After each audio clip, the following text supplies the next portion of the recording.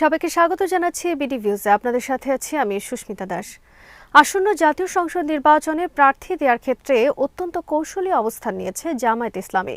দেশের উত্তর ও দক্ষিণাঞ্চলের যেসব আসনে বিজয়ী হওয়ার সম্ভাবনা বেশি, সেসব আসনে 1 বছর ধরে সাংগঠনিক তৎপরতা জোরদার করেছে দলটি। এমন সব আসনে প্রার্থী দেওয়া হয়েছে যেসব আসনে অতীতে জামায়াত প্রার্থীরা নির্বাচিত হয়েছেন কিংবা খুব অল্প ভোটে পরাজিত হয়েছে। এমনকি একাধিকবার জরিপ করে প্রার্থী নির্বাচন করা হয়েছে। কিভাবে আগামী নির্বাচনে প্রার্থীদের বিজয়ী করতে চায় জামায়াত, তা নিয়ে থাকছে মারুফ রহমানের প্রতিবেদন।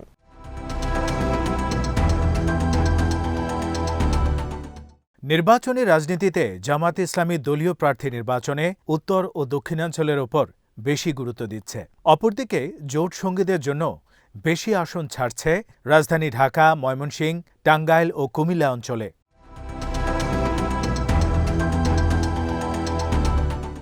জামায়াত ইসলামী জোটের প্রধান সঙ্গী এনসিপির জন্য দলটি রাজধানীতে গুরুত্বপূর্ণ আসন ছেড়েছে। বিশেষ করে নাহিদ ইসলাম ও নাসিরউদ্দিন পাটোয়ারির জন্য জামাত শিবিরের নেতাকর্মীরা ব্যাপকভাবে তৎপর হয়েছে। একইভাবে কুমিল্লায় হাসনাত আবদুল্লাহকে বিজয়ী করতে মাঠে নেমেছে দলটি। জোটের প্রার্থীদের বিজয়ী করার ক্ষেত্রে জামাত নেতাকর্মীরা প্রধান ভরসা।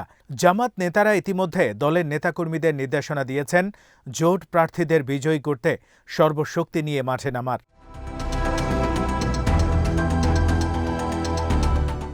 অপরদিকে দলীয় প্রার্থী নির্ধারণে দেশের উত্তরাঞ্চলকে বিশেষ গুরুত্ব দিচ্ছে জামায়াত ইসলামী। ভোট সামনে রেখে 10 দল মিলে জোট করলেও শরিক দলগুলোতে এই অঞ্চলের আসনে খুব কম ছাড় দিয়েছে। রংপুর বিভাগের 33টি আসনের মধ্যে মাত্র 4টি ছেড়েছে শরিকদের, আর রাজশাহী বিভাগের 39টি আসনের মধ্যে শরিকদের জন্য ছেড়েছে 3টি। আরও একটি বিভাগে আসন বণ্টনে জামাত ছাড় দেয়নি বললেই চলে, সেটা হলো খুলনা। এই বিভাগের 36টি আসনের মধ্যে 35টি নিজেদের প্রার্থীর জন্য রেখেছে।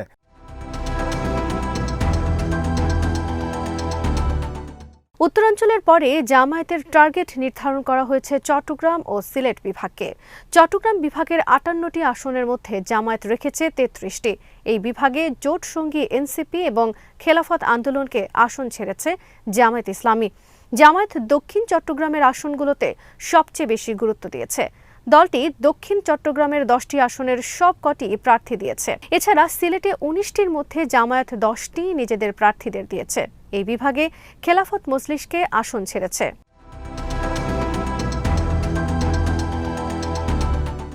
জামায়াত ইসলামের প্রার্থীদের আসনগুলো বিশ্লেষণ করলে দেখা যায় সীমান্তবর্তী এলাকার আসনগুলোকে তুলনামূলক বেশি গুরুত্ব দিয়েছে। অবশ্য এসব আসনে 1991 ও 2001 সালের নির্বাচনে জামায়াতের প্রার্থীরা বিজয়ী অথবা ভালো ভোট পেয়েছে। বিভিন্ন জরিপে দেখা গেছে সীমান্তবর্তী এসব আসনে জামায়াতের প্রার্থীরা এগিয়ে রয়েছেন, এমন ইঙ্গিত পাওয়া গেছে। বিশ্লেষণে দেখা যায় রংপুর বিভাগের 17টি ভারত সীমান্তবর্তী আসনের মধ্যে 14টি আসনে প্রার্থী দিয়েছে জামাত। একইভাবে রাজশাহী, খুলনা, সিলেটের সীমান্ত এলাকার আসনগুলোতে জামাত প্রার্থী দিয়েছে।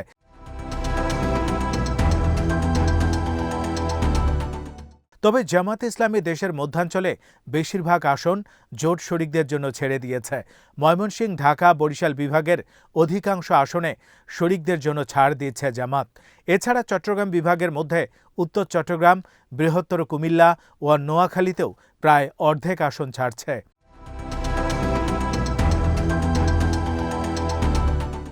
শরিকদের ছেড়ে দেয়া আসনগুলোর তথ্য ঘেঁটে দেখা যায় 8 থেকে 10টি বাদে বাকিগুলোতে অতীতে জামাতের শক্ত অবস্থান ছিল না। তবে জামাত মনে করে প্রতিটি আসনে তাদের সংগঠন এবং ভোট রয়েছে।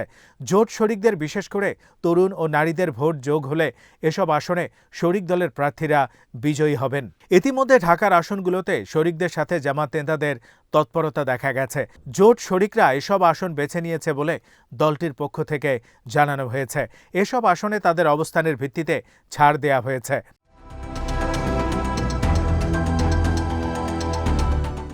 জামায়াতের নেতারা মনে করেন উত্তরবঙ্গ ও খুলনা অঞ্চল হচ্ছে তাদের শক্তির জায়গা। এসব জায়গায় তারা চেষ্টা করেছেন নিজেদের প্রার্থী রাখতে। তবে এনসিপির 3 জন নেতাকে উত্তরবঙ্গে আসন ছাড়া হয়েছে। এর মধ্যে পঞ্চগড়ে সার্জিস আলম, রংপুরে আখতার হোসেন এবং কুড়িগ্রামে ডক্টর আতিক মুজাহিদ। এসব আসনে জামায়াতের সম্ভাবনা থাকলেও শরিক দলের প্রভাবশালী নেতাদের জন্য আসনগুলো ছাড়া হয়েছে নির্বাচনে।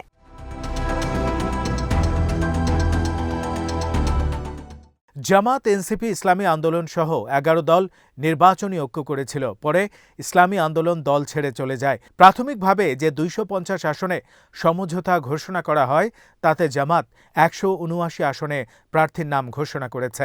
এখন ইসলামী আন্দোলন চলে যাওয়ায় জামাতের আসন সংখ্যা ২২০-এর বেশি হবে বলে ধারণা করা হচ্ছে। ইসলামী আন্দোলনের জন্য ৪৪টি আসন রাখা হয়, তবে নানা অসন্তুষ্টির কথা জানিয়ে ইসলামী আন্দোলন জোট ত্যাগ করেছে। তবে এসব আসনে জামাত খুব ভালো ফল করবে না বলে মনে করেন দলের নেতারা। বিশেষ করে বরিশাল ও চট্টগ্রাম বিভাগে এসব আসনে শরিক দলের প্রার্থীদের ছেড়ে দেওয়া হয়েছে। তবে জামাতের আসন সংখ্যা বেড়ে যাওয়ায় ভোট প্রাপ্তি বাড়বে। বিভিন্ন জরিপে এখন জামাতের ভোট ৩০% কাছাকাছি বলে মনে করা হয়।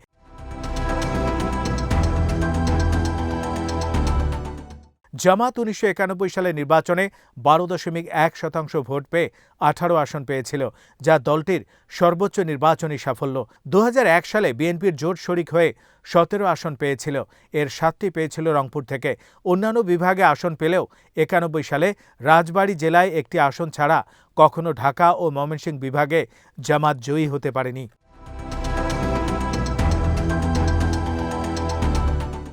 ২০১৪ সালে উপজেলা নির্বাচনে এককভাবে অংশ নিয়ে প্রথম ২ পর্বে ৩০ উপজেলায় জয়ী হয়েছিল জামায়াত, যার অধিকাংশ ছিল রংপুর বিভাগের। পরের ৩ ধাপে আরও ৬ উপজেলায় জয়ী হয় জামায়াত।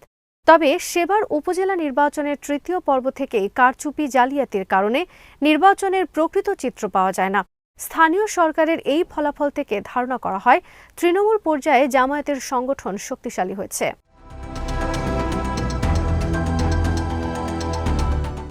জামাত দলীয়ভাবে যে ৩টি জরিপ করেছে তাতে দাবি করা হয়েছে রংপুর বিভাগের ৩৩ আসনে অন্তত ২৫টিতে দাঁড়িপাল্লার প্রার্থীরা জয়ী হবেন।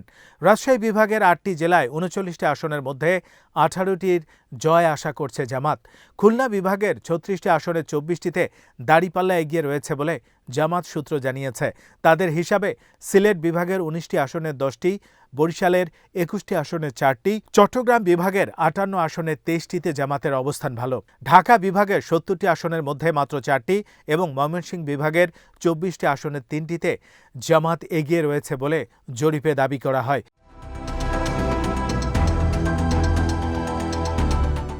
জামাতের নিজস্ব জরিপের বাইরে আইআরআই, ইনোভেশন, ন্যারেটিভ সহ কয়েকটি প্রতিষ্ঠানে জরিপও জামাত রংপুর ও খুলনা বিভাগে এগিয়ে রয়েছে বিএনপির চেয়ে। রাজশাহী বিভাগে অবস্থান প্রায় সমানে সমান। প্রথম দুটি প্রতিষ্ঠানের জরিপ অনুযায়ী ঢাকা, ময়মনসিংহ, বরিশাল ও চট্টগ্রামে বড় ব্যবধানে এগিয়ে রয়েছে বিএনপি। তবে এমিনেন্স অ্যাসোসিয়েটসের জরিপ অনুযায়ী বিএনপির জনসমর্থন ৭০%।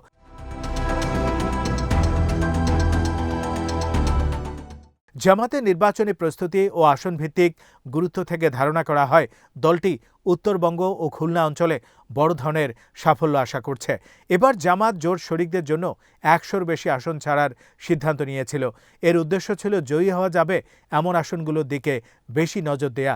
যদিও ইসলামী আন্দোলন জোট ছেড়ে চলে যাওয়ার কারণে দলটির আসন বেড়েছে, এতে ভোট প্রাপ্তি বাড়বে, উচ্চকক্ষের আসন পাওয়ার ক্ষেত্রে ভূমিকা রাখবে। তবে জামাতের নজর থাকবে শহরের চেয়ে গ্রামের আসনগুলোর দিকে, বিশেষ করে সীমান্তবর্তী এলাকাগুলোতে, যেখানে জামাতের আগে থেকেই ভোট ব্যাংক রয়েছে।